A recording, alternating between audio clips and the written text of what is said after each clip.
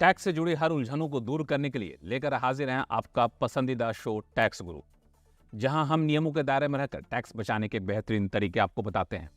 नमस्कार, मैं हूं लक्ष्मण रॉय और हमारे साथ इस बार जुड़ रही हैं जानी मानी टैक्स एक्सपर्ट गौरी चड्ढा। गौरी, आपका स्वागत है हमारे शो में। और हम और गौरी आपको इस शो में कई सारी महत्वपूर्ण बातें बताने वाले हैं।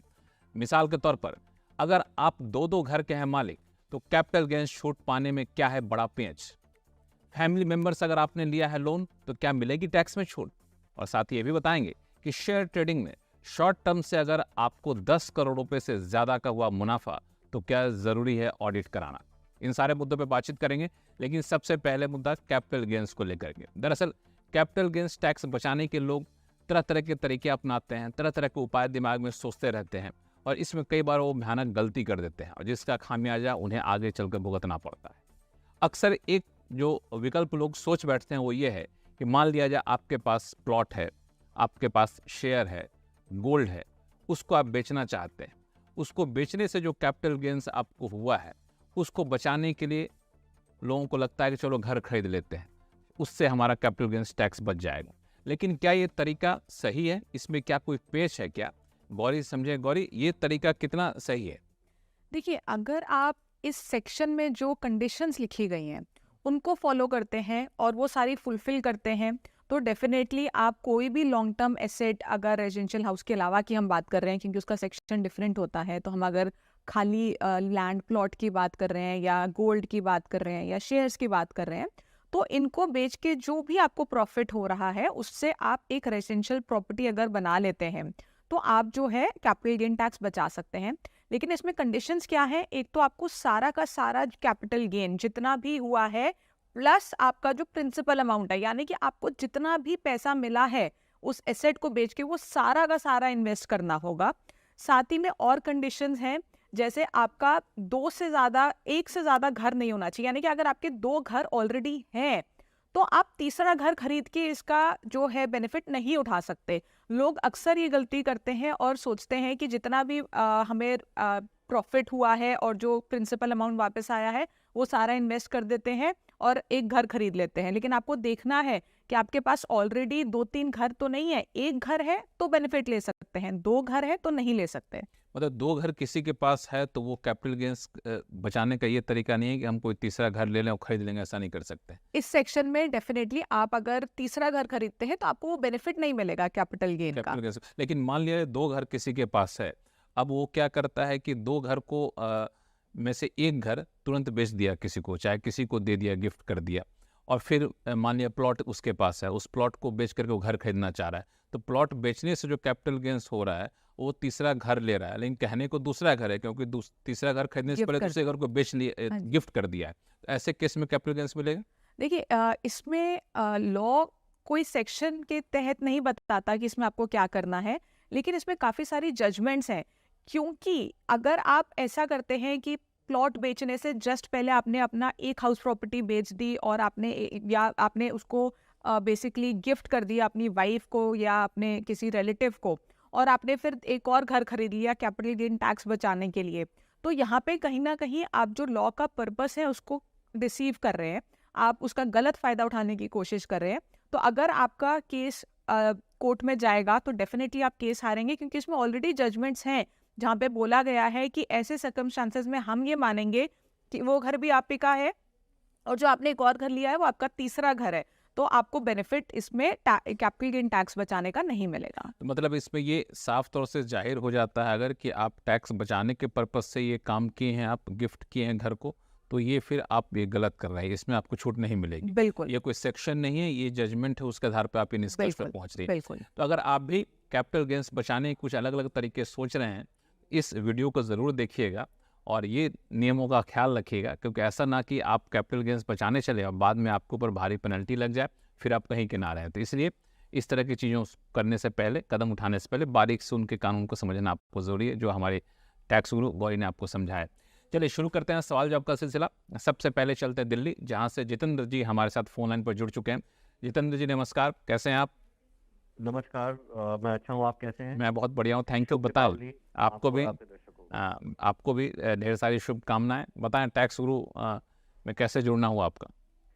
जी, मेरे को एक सवाल था। हाँ हाँ। मैं एक यूएस बेस्ड कंपनी के लिए काम करता हूँ जो कि लिस्टेड कंपनी है, अच्छा। और मेरे को कुछ आरएसयूज मिले हुए हैं। और सवाल ये था कि सपोज अगर मेरी स्पाउस वाइफ जो हैं वो यूएस में H1B वीज़ा पे हैं, हम्म। और अगर मैं उन आरएसयूज को रिडीम करता हूँ, मेरे को इंडिया में उस पर 20% कैपिटल गेन्स देना पड़ेगा। अगर अगर शॉर्ट टर्म होता है तो 20%, लॉन्ग टर्म होता है तो कुछ 10%।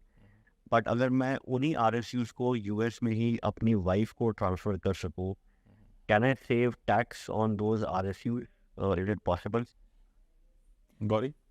देखिए लक्ष्मण, इसमें दो चीज़ें हैं। पहली तो इंडियन लॉज आते हैं, दूसरे आपके जहाँ जहाँ यूएस के या जिस भी कंट्री की हम बात करें वहाँ के लॉज आते हैं। तो यूएस के लॉज अगर आप देखेंगे तो वहाँ पे आपको लोकल प्रैक्टिशनर से पूछना होगा कि कैसे आप इसको ट्रांसफ़र कर सकते हैं। अब हम इंडियन लॉज की बात कर रहे हैं, तो इंडिया में अगर आपकी कोई भी इनकम इंडिया में अखरू, अराइज या रिसीव हो रही है, तो यानी कि अगर ये आरएसयूज आपने इंडिया में रिसीव किए हैं, इनका बेनिफिट यहाँ पे लिया है, या आपने यहाँ पे अखरू हुए हैं, या किसी भी तरह से इंडिया से कोई कह सकते हैं रिलेशन है, तो यहाँ पे इसकी टैक्सेबिलिटी बनेगी। अब या तो आप इस पे टैक्स पे करके आप कुछ भी कीजिए, अगर आप इसको सीधा सीधा अपनी वाइफ के नाम पे ट्रांसफ़र कर देते हैं तो आपके ऊपर इंडियन लॉज के हिसाब से क्लबिंग के प्रोविजंस होते हैं। तो यानी कि अगर आपकी वाइफ ने ये इनकम रिसीव की है तो उनसे उनको जो भी इंटरेस्ट आएगा वो सारा सारा आपके इनकम में ऐड होगा। तो ये तो हो गई इंडियन लॉज की बात। तो इंडिया में आपके लिए मैं शॉर्ट में बताऊँ तो ये जो पूरा आप अरेंजमेंट सोच रहे हैं ये बहुत बेनिफिशियल होने वाला नहीं है। यूएस में इसका क्या कॉन्सिक्वेंस होगा ये वहाँ के लोकल प्रैक्टिशनर आपको बता पाएंगे। तो जितेंद्र जी, अब तो कोई उलझन नहीं है? जी, थोड़ा सा मुझे ये था कि मैंने चेक किया था यूएस लॉज का भी, तो वहाँ पर शायद आप किसी को भी गिफ्ट दे सकते हैं up to 16,000 USD in a financial year without any tax liability. So मुझे वो तो मैंने पता कर लिया था, लेकिन इंडियन लॉज के पर्सपेक्टिव से, और ये आरएसयूज जो है मेरी सैलरी का पार्ट है, तो भी मेरी टैक्स देनदारी बनेगी इस केस में? बिल्कुल, देखिए ये आपकी सीटीसी का पार्ट है, आपकी सैलरी का पार्ट है। आरएसयूज आपको मिलते हैं जब आप किसी कंपनी में कुछ साल तक काम करते हैं, आपको रिटेन करने के लिए कंपनी आपको देती है, तो डेफिनेटली जो टैक्स लायबिलिटी है वो आप ही की होगी। अगर आप उसको किसी भी तरह से किसी और के नाम पे ट्रांसफ़र करने की कोशिश करेंगे, तो अगर कभी केस लगा तो आपके लिए प्रूव करना मुश्किल हो जाएगा कि आपने ये इस पे टैक्स क्यों नहीं दिया, क्योंकि अल्टीमेटली ये आपके नाम पे आपको मिले हैं, आपकी सर्विसेज जो आप उस कंपनी को दे रहे हैं उसके लिए मिले हैं। तो इंडिया में डेफिनेटली इसकी टैक्सेबिलिटी आप ही के हेड में होती है, आप ही के पैन पे होगी। तो फिर इस बात का कोई फर्क नहीं पड़ता कि यूएस में आप कितने डॉलर ट्रांसफर करने का टैक्स बेनिफिट ले सकते हैं? एक बार इन्होंने टैक्स दे दिया उस पैसे पे, उसके बाद ये कुछ भी करे वो उनकी इच्छा है, लेकिन टैक्स देना जरूरी है क्योंकि उनके सीटीसी का पार्ट है वैसे। बिल्कुल, बिल्कुल। चलिए जितेंद्र जी, मुझे लगता है कि काफ़ी कुछ साफ हो चुका है, और जैसा कि गौरी ने बताया फिर भी आप यूएस लॉ का आपने जानकारी ले ही ली है, तो उस हिसाब से आप कदम उठा सकते हैं। चलते हैं आगे। वहाँ से मुरादाबाद है, मुरादाबाद में राधे रमन अग्रवाल जी हमारे साथ फोन लाइन पर जुड़ चुके हैं। राधे रमन जी नमस्कार, क्या सवाल आपके पास? नमस्कार नमस्कार, बताएं क्या सवाल आपके पास? मेरा सवाल है क्या इक्विटी शेयर से शॉर्ट टर्म कैपिटल गेन की इनकम का टर्नओवर 10 करोड़ से भी ज्यादा हो तो आईटीआर 2 में ऑडिट कराना होता है या ऑडिट नहीं कराना होता है? ठीक है, तो देखिए इसमें आपको 2-3 चीज़ों का ध्यान देना है। सबसे पहले आपको ऑडिट कराना होता है अगर आपकी बिजनेस इनकम, आपका बिजनेस का टर्नओवर 10 करोड़ से ज़्यादा है, और इसमें कुछ कंडीशंस हैं कि हम अगर कैश डीलिंग है हमारी 5% से ज़्यादा इनकम या एक्सपेंस, तो ये टर्नओवर 1 करोड़ माना जाता है। बट हम मान के चल रहे हैं क्योंकि आपका शेयर का काम है, शेयर्स पे आप ट्रेड कर रहे हैं, तो आपका 10 करोड़ का टर्नओवर, क्योंकि ये सारा ऑनलाइन होगा। तो अब इस केस में आपका क्योंकि 10 करोड़ का टर्नओवर हम ले रहे हैं, तो आपको ये देखना है कि आपका बिजनेस इनकम है या एक्चुअल में शॉर्ट टर्म कैपिटल गेन है। कि अगर शॉर्ट टर्म कैपिटल गेन है तो कितना भी हो आपको उसमें ऑडिट नहीं कराना, लेकिन क्योंकि इतना बड़ा आपका शॉर्ट टर्म कैपिटल गेन है और इतना बड़ा आपने उसमें अमाउंट इन्वेस्ट किया है और आपने इतने कम समय में उसको बेचा है, तो मेरे लिए ये मानना बहुत मुश्किल है कि ये genuinely short term capital gain है और आपकी बिजनेस इनकम नहीं है। बिजनेस इनकम कब मानते हैं? जब आप बहुत फ्रीक्वेंटली शेयर्स में डीलिंग कर रहे हैं, खरीद रहे हैं, बेच रहे हैं, बार बार खरीद रहे हैं, बार बार बेच रहे हैं, वॉल्यूम ज़्यादा है, फ्रीक्वेंसी ज़्यादा है, अमाउंट ज़्यादा है, तो कहीं ना कहीं वो आपकी बिजनेस इनकम बन जाती है। तो अब ये आपको प्रूव करना है कि आपकी इन्वेस्टमेंट है या बिजनेस है। अगर आपको हर साल शॉर्ट टर्म कैपिटल गेन हो रहा है और वो भी इतने बड़े अमाउंट का, तो मैं इसको कभी भी शॉर्ट टर्म कैपिटल गेन नहीं मानूंगी, मैं इसको बिजनेस इनकम मानूंगी और इसमें आपका ऑडिट होना जरूरी होगा। तो आपको खुद देखना है कि क्या आप तो prove सामने कर सकते फोन हैं। लाइन पर जुड़े ही उन्हीं से पूछ लेते हैं कि राधारमन जी, इसको आप कैसे देखते हैं? अपना बिजनेस मैं- इनकम मानते हैं? मैं पेंशन से इनकम आती है मेरी, ठीक है। और मेरे केवल 7-8 केवल ट्रांजेक्शन होते हैं पूरे साल में। एक्चुअली मेरे शेयर्स कई कई गुने एक्स हो जाते हैं। नहीं, पर इतना कैसे कि आपका 10 करोड़ का ट्रांजैक्शन हो जाता है? और इसमें भी देखिए, अब आप कह रहे हैं आपकी पेंशन की इनकम है और आप एक्टिवली अभी कहीं काम नहीं कर रहे हैं। पेंशन तो आपको आ रही होगी रिटायरमेंट के बाद, तो आप एक्टिवली तो कहीं जॉब नहीं कर रहे। तो अगर आप एक किसी से भी पूछेंगे तो देखिए, प्रोफेशनली हर कोई आपको एक अलग जवाब देगा क्योंकि ये प्रोफेशनल जजमेंट पे है। लेकिन अगर आप मेरे से पूछेंगे तो मैं कहूँगी कि आप एक्टिवली कहीं काम नहीं कर रहे हैं, आपको तो पेंशन आ रही है और आप इतना टर्नओवर कमा रहे हैं साल में कि आप ट्रेडिंग कर रहे हैं, और अगर आप इतना प्रॉफिट कमा रहे हैं तो डेफिनेटली उसके पीछे आपकी रिसर्च भी है, आपका एफर्ट है, आप स्टडी करते हैं उन शेयर्स को और आप चुन के बहुत अच्छे शेयर्स खरीद रहे हैं। मैं इसको बिजनेस इनकम मानूंगी, शॉर्ट टर्म कैपिटल गेन नहीं, और मैं इस केस में आपका ऑडिट रेकमेंड करूंगी। तो अग्रवाल साहब, ये जैसा कि गौरी ने बताया कि हर प्रोफेशनल की अपनी अपनी राय हो सकती है, एक सब्जेक्टिव इशू है। तो जैसा कि गौरी के इस हिसाब से ये एक बिजनेस इनकम माना जाएगा और उस हिसाब से आपको आगे कदम उठाना पड़ेगा। अगर आपको लगता है कोई दुविधा है तो आप एक सेकंड ओपिनियन भी ले सकते हैं। क्यों गौरी? बिल्कुल। हाँ, चूँकि अच्छी खासी आमदनी हो रही है और पेंशन से हो रही है, तो सबसे पहले आपको बधाई भी दूंगा कि आप इतने अच्छे से इन्वेस्टमेंट करते हैं और अच्छे कमाई आप कर रहे हैं शेयर बाजार से। चलिए अब चलते हैं जयपुर, जहाँ से जीपी गुप्ता जी हमारे साथ फोन लाइन पर जुड़ चुके हैं। गुप्ता जी नमस्कार, क्या सवाल आपके पास? नमस्कार लक्ष्मण जी, नमस्कार नमस्कार गौरी मैम। नमस्ते। मेरा एक सवाल है मैम, मैं शेयर्स में डील करता हूँ, अच्छा। और शेयर्स में मेरा ये है कि अपने गवर्नमेंट ऑफ इंडिया की तरफ से 1 लाख रुपए तक long term capital gain exempt होता है। तो मेरा ये सवाल है कि मेरे पास यदि एक्यूमुलेटेड लॉस है पुराने पीरियड का, तो मुझे पहले 1 लाख रुपए का जो लॉन्ग टर्म कैपिटल गेन है वो मिलना चाहिए इनकम टैक्स स्टेटमेंट भरते समय, या पहले एडजस्ट करना चाहिए पुराने एक्यूमुलेटेड लॉस को? देखिए, जब आप रिटर्न भरेंगे तो ऑटोमेटिकली पहले आपको ये 1 लाख का बेनिफिट मिलेगा, क्योंकि ये 1 लाख का बेनिफिट आपके उसी फाइनेंशियल ईयर तक रिस्ट्रिक्टेड है, जबकि जो लॉस है वो आप कैरी फॉरवर्ड कर सकते हैं। तो जब आप अपना कैलकुलेट करेंगे, आप देखेंगे जब आप रिटर्न भर रहे हैं ऑटोमेटिकली सिस्टम आपका पहले 1 लाख का बेनिफिट देगा, उसके बाद जो बैलेंस बचता है वो आपका पुराने सालों का लॉस एडजस्ट करके जो बैलेंस है उसको टैक्सेबल करेगा। चलिए, तो गुप्ता जी कंफ्यूजन दूर हो गया? सर एक सवाल था हाँ हाँ। कि मैंने मेरे शेयर से बात करी, तो वो एवरी डे पहले पुराना एक्यूमुलेटेड लॉस एडजस्ट करता है और बाद में बचता है तो फिर 1 लाख को वो ऑप्ट करता है। तो क्या मैं इसके लिए रिवाइज रिटर्न फाइल कर सकता हूँ, और कर सकता हूँ तो कितने साल के पीछे जा सकता हूँ मैं?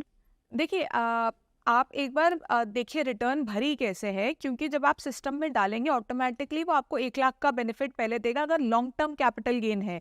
कहीं ना कहीं इसमें गलती भी हो सकती है कि आपकी कोई डेट गलत डल गई और वो शॉर्ट टर्म कैपिटल गेन में चला गया। तो एक बार आप रिटर्न को स्टडी कर लीजिए, अगर कोई गलती हुई है आप इसको रिवाइज कर सकते हैं 31 दिसंबर तक। इस साल की रिटर्न जो आपने अभी जुलाई में भरी होगी, यानी कि फाइनेंशियल ईयर 22-23 की रिटर्न आप 31 दिसंबर तक रिवाइज कर सकते हैं, उससे पहले की रिटर्न कोई भी आप रिवाइज नहीं कर पाएंगे। तो ये गौरी जी की राय है, और आपको फिर भी कोई कन्फ्यूजन बना रहा है आगे चलकर, आप रिटर्न देखेंगे उसके बाद भी, तो आप tax@moneycontrol.com पर हमसे संपर्क करिएगा, हमारे टैक्स एक्सपर्ट आपको आगे भी सलाह देते रहेंगे। तो फिलहाल वक्त है छोटे से ब्रेक का। ब्रेक के बाद जानेंगे फैमिली मेम्बर्स अगर आपने लिया है लोन तो क्या मिलेगी टैक्स में छूट, बताएंगे छोटे से ब्रेक के बाद।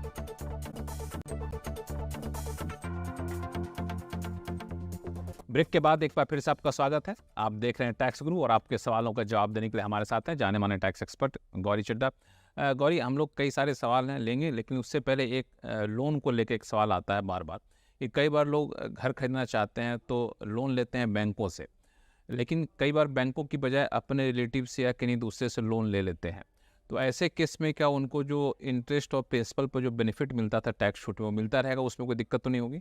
जी लक्ष्मण, तो अगर आप जैसे लोन ले रहे हैं, हाउसिंग लोन लिया है आपने किसी रिलेटिव से, तो पहले तो इसमें 2-3 चीज़ें हैं जो मैं बताना चाहूँगी। ऐसे केस में आपको सबसे पहले तो लोन एग्रीमेंट ज़रूर बनवाना है, और उसमें आपको जितना भी इंटरेस्ट आप उनको दे रहे हैं वो स्पेसिफाई करना है कि इतना इंटरेस्ट आप ऐसे इतने-इतने इंटरवल में देंगे।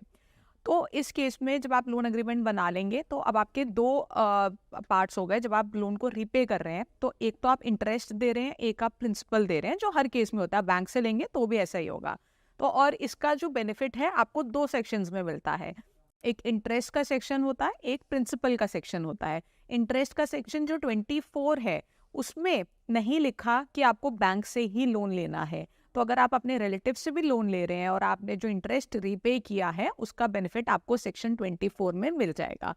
लेकिन अगर हम प्रिंसिपल की बात करें तो जो आप प्रिंसिपल रीपे करते हैं वो आपका सेक्शन 80C में आता है। उसका बेनिफिट आपको सेक्शन 80C में मिलता है, वहाँ पे आपको बेनिफिट नहीं मिलेगा। तो अगर रिलेटिव से लोन ले रहे हैं तो आपको इंटरेस्ट का बेनिफिट मिल जाएगा, प्रिंसिपल का नहीं मिलेगा। और जो इंटरेस्ट आप पे कर रहे हैं अपने रिलेटिव को या जिससे भी आपने लोन लिया है उसको, उस इंटरेस्ट को अपनी इनकम में ऐड करके उसके ऊपर टैक्स देना होगा। इसके पीछे कोई लॉजिक है क्या कि क्यों प्रिंसिपल पे नहीं देंगे, बैंक से लेंगे तभी लेंगे? देखिए, लॉजिक कहीं एक्सप्लेन नहीं किया गया, पर मुझे ऐसा लगता है कि अगर हम 80C को ओवरऑल देखें तो उसमें जितनी भी चीज़ें हैं ना बहुत कंडीशंस के साथ हैं और सारे हाई लॉक इन पीरियड हैं, बहुत स्पेसिफाइड है। जैसे PPF है 15 साल का लॉक इन है, ELSS में तो चलो 3 साल का है, बट FD है 5 साल है, या कोई भी चीज़ है जो बहुत ज़्यादा लॉक इन पीरियड के साथ और बहुत कंडीशंस के साथ आती है, तो उसको थोड़ा स्ट्रिक्ट रखा गया है। उसको स्ट्रिक्टनेस की वजह से मुझे लगता है यहाँ पे उन्होंने बोला है कि खाली अगर आपने बैंक से, स्पेसिफाइड बैंक से लिया है तो ही मिलेगा। हालांकि ये भी बड़ा इंटरेस्टिंग सा पेच है कि इंटरेस्ट आप जो लेंगे, इंटरेस्ट जो आप चुकाएंगे रिलेटिव को, उस पर आपको उनको टैक्स देना पड़ेगा जिनको इंटरेस्ट दे रहा है। मतलब ऐसा नहीं कि आप टैक्स छूट पाने के लिए इंटरेस्ट रेट हाई दिखा दें, अगर आप बिल्कुल। दिखाएंगे तो फिर उधर सामने वहाँ वाले पे को टैक्स देना होगा। बिल्कुल बहुत ही बिल्कुल। संतुलित बिल्कुल। तरीके से प्रावधान किया कि इनकम टैक्स में, तो जब भी आप हाउसिंग लोन लेते हैं बैंक से नहीं लेते हैं, अपने रिलेटिव से लेते हैं, इन सारी चीज़ों का ख्याल रखिएगा। चलिए वापस से शुरू करते हैं सवाल जवाब का सिलसिला। हरि बाबू जी हमारे साथ हैं बुलंदशहर से। हरि बाबू जी नमस्कार। सर नमस्कार सर। कैसे हैं आप? हाँ सर, मैं ठीक हूँ सर, आप कैसे हैं? मैं बहुत बढ़िया हूँ। आप हाँ, बताएं टैक्स तो गुरु में सर- कैसे जुड़ना हुआ? सर मैं स्टेट बैंक से सीनियर मैनेजर से रिटायर हुआ, अच्छा अच्छा। तो मुझे जो वो मिलती है ग्रेचुटी, ये सब चीजें मिलती हैं, लीव एनकैशमेंट भी मिला। तो लीव एनकैशमेंट में 3 लाख तो जो मैंने इनकम टैक्स की रिटर्न दाखिल कराई थी, 3 लाख तो उन्होंने एग्जेम्प्ट कर दिया, लेकिन बाकी बचा हुआ जो पोर्शन था उन्होंने इनकम टैक्स में काउंट कर दिया मेरे अच्छा। जो जिनसे मैंने फाइल कराई थी। अच्छा अच्छा। हाँ, तो मैं ये जानना चाहता हूँ क्या, जबकि बताया गया है कि सारा लीव एनकैशमेंट एग्जेम्प्ट होता है, तो क्या मैं जुलाई 20 में रिटायर हुआ था। अच्छा अच्छा। हाँ, तो 20-21 हो गई है फाइनेंशियल ईयर। जी। तो क्या करना चाहिए गौरी जी? क्या वो आज की तारीख में क्या वो रिफंड मिलेगा कि नहीं? कटा है या गलत कटा है या सही कटा है वो? जी देखिए, मैं बता देती हूँ। पहले तो जो आपने कहा कि पूरा लीव इनकैशमेंट एग्जेम्प्ट होता है, वो सिर्फ गवर्नमेंट एम्प्लॉयज़ के लिए होता है, और जो बैंक के एम्प्लॉयज़ होते हैं, चाहे सरकारी बैंक है, उसको हम नहीं मानते आपका गवर्नमेंट एम्प्लॉय। तो आपके लिए पूरा लीव इनकैशमेंट तो एग्जेम्प्ट नहीं है। अब आपकी आती है टैक्सेबिलिटी। तो जब हम लीव इनकैशमेंट की टैक्सेबिलिटी देखते हैं तो उसमें एक फॉर्मूला होता है जिसमें आपको 3 पॉइंट्स दिए गए हैं, उसमें आप कैलकुलेट करते हैं और जो मिनिमम अमाउंट होता है उन तीनों में से वो आपका एग्जेम्प्ट माना जाता है। अब आपकी जो लीव इनकैशमेंट है और आपकी जो पिछले कुछ महीनों की सैलरी है, उसकी average salary, leave encashment, actual limit, वो सब मिला के देखा जाएगा कि आपका लोअर अमाउंट क्या बन रहा है। तो मेरे हिसाब से जहाँ तक मुझे समझ आया है, आपका लोअर अमाउंट एज पर कैलकुलेशन 3 लाख बनता होगा, इसलिए आपको 3 लाख का बेनिफिट दिया गया है और बाकी आपका टैक्सेबल किया गया है।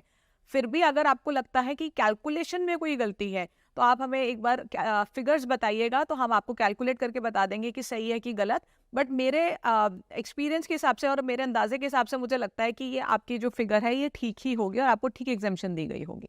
तो हरि बाबू जी यहाँ पे गौरी ने एक बड़ा अच्छा पॉइंट क्लियर किया कि सरकारी कर्मचारी को लिव एनकैशमेंट पे पूरा टैक्स बेनिफिट मिलता है, बिल्कुल लेकिन सरकारी बैंक के जो कर्मचारी होते हैं उनको सरकारी कर्मचारी माना नहीं जाता है, बिल्कुल और इसी वजह से आपको लिव एनकैशमेंट में पूरा बेनिफिट नहीं मिलता है, लेकिन फॉर्मूले के हिसाब से 3 लाख तक आपको मिल सकता था जो बेनिफिट आपको दिया गया है। कोई कन्फ्यूजन है? सर एक चीज और पूछ सकता हूँ? हाँ बिल्कुल मैं ये बिल्कुल। पूछना चाह रहा था सर, गवर्नमेंट एम्प्लॉय जैसे काउंट नहीं करते हैं हम लोगों को, लेकिन ग्रेचुटी तो हमें 20 लाख ही जैसे गवर्नमेंट की हुई है वैसे ही मिली। देखिए, जो लीव एनकैशमेंट के लिए हम कैलकुलेशन देखते हैं उसमें हम जो गवर्नमेंट एम्प्लॉयज़ हैं, एक्चुअल गवर्नमेंट जो सेंट्रल स्टेट गवर्नमेंट के एम्प्लॉयज़ हैं डायरेक्टली, उनको बेनिफिट देते हैं, उस सेक्शन में लिखा गया है। तो जो बैंक के एम्प्लॉयज़ होते हैं वो उस कैटेगरी में फॉल नहीं करते हैं, इसलिए हमें लीव एनकैशमेंट में आपका जो फॉर्मूला होता है, जो 3 फिगर्स, जो 3 लिमिट्स दी गई हैं, उस हिसाब से देखना पड़ेगा। तो आपको वो फिगर्स एक बार डाल के देखिएगा, आपकी ये 3 लाख ही आ रही होगी मेरे हिसाब से। कोई फ़र्क है तो डेफिनेटली हम इसको देख सकते हैं, लेकिन उसके अलावा भी मैं आपको बता दूं कि आपका ये 2020 का केस है, अब आप इसको रिवाइज भी नहीं कर पाएंगे, बट फिर भी अपनी अंडरस्टैंडिंग के लिए आपको पता होना चाहिए, और मेरे हिसाब से ये 3 लाख ही बैठेगा आपका। चलिए, तो ये है सलाह गौरी जी की आपके मामले में, और ये वाकई मुझे भी बहुत क्लैरिटी नहीं थी कि सरकारी कर्मचारी और सरकारी बैंक के कर्मचारी में इस स्तर पे डिफ्रेंशिएट किया जाता है टैक्स के हिसाब से, लेकिन जो गौरी ने बताया वो टैक्स के मौजूदा प्रावधान के हिसाब से बताया, उसके हिसाब से आपके ऊपर टैक्स की जिम्मेदारी कितनी बनती है। चलिए, फिलहाल वक्त है छोटे से ब्रेक का। ब्रेक के बाद बताएंगे कि खाली मकान पर भी क्या आपको चुकाना होगा टैक्स, बताएंगे छोटे से ब्रेक के बाद। जैसा कि ब्रेक के पे जाने से पहले आपको बताया था, अब चलते हैं नारायण जी के पास, जो कि मुजफ्फरनगर से हमारे साथ फोन लाइन पर जुड़ चुके हैं। नारायण जी नमस्कार, क्या सवाल आपके पास? मेरे पास सवाल ये है, मेरे 2 फ्लैट हैं, एक में रहता हूँ मैं और दूसरा खली पड़ा है, अच्छा। हिल स्टेशन पर है। तो भाई कभी वीकेंड पे चले गए या जब छुट्टी हुई मन करा तब वहाँ चले गए, 1-2 दिन रहे या फिर आ गए वापसी। तो इनकम टैक्स में क्या उसका किराया देना, किराए पर टैक्स देना पड़ेगा गौरी? जब तो खाली है? हाँ, समझ गया। बड़ा अच्छा सवाल पूछा आपने, क्योंकि बहुत सारे लोगों को ये रूल ही नहीं पता कि डीम्ड रेंटल इनकम का भी कॉन्सेप्ट होता है, जहाँ पे आपके पास ज़्यादा घर हैं तो और आपने किराए पे नहीं दिया, तो हम मान लेते हैं कि वो आपने किराए पे दिया है, और जितना किराया उसमें बनता है उसके हिसाब से आपको टैक्स देना होता है। लेकिन यहाँ पे पहले कुछ साल पहले तक लॉ था कि आप एक घर अपना सेल्फ ऑक्यूपाइड रख सकते हैं, उसके ऊपर कोई घर होगा तो आपको डीम्ड इनकम दिखानी होगी। लेकिन 2019-20 में शायद ये अमेंडमेंट आई थी जहाँ पे आपको 2 घर अलाउ कर दिए गए थे, यानी कि अब आप 2 घर अपने सेल्फ ऑक्यूपाइड दिखा सकते हैं। तो एक जो आप घर जिसमें रह रहे हैं वो तो आपका सेल्फ ऑक्यूपाइड है ही, एक आपका जो वीकेंड होम है वहाँ पे आपने उसको भी सेल्फ ऑक्यूपाइड दिखा दिया, कोई दिक्कत नहीं है। तीसरा घर जब आप खरीदेंगे और अगर आपने उसको भी रेंट पे नहीं चढ़ाया, तो उसको मान लेंगे कि इसमें आपको रेंटल इनकम आती है, और जितनी वहाँ की वैल्यू है उसकी कैलकुलेशन होती है, उस हिसाब से आपको रेंटल इनकम दिखा के टैक्स देना हो। तो नारायण जी, आपको कोई टेंशन लेने की जरूरत नहीं है, आपके पास सिर्फ 2 ही घर है, तो आपके ऊपर कोई टैक्स लायबिलिटी नहीं बनेगी किराए के हिसाब से। तीसरा घर होता तब ये टेंशन आपकी हो सकती थी। और टैक्स गुरु में फिलहाल इतना ही। बता दें कि मनी कंट्रोल पर दिए गए विचार एक्सपर्ट्स के अपने निजी विचार होते हैं। वेबसाइट या मैनेजमेंट इसके लिए उत्तरदायी नहीं है। यूजर्स को मनी कंट्रोल की सलाह है कि कोई भी निवेश निर्णय लेने से पहले सर्टिफाइड एक्सपर्ट की सलाह लें।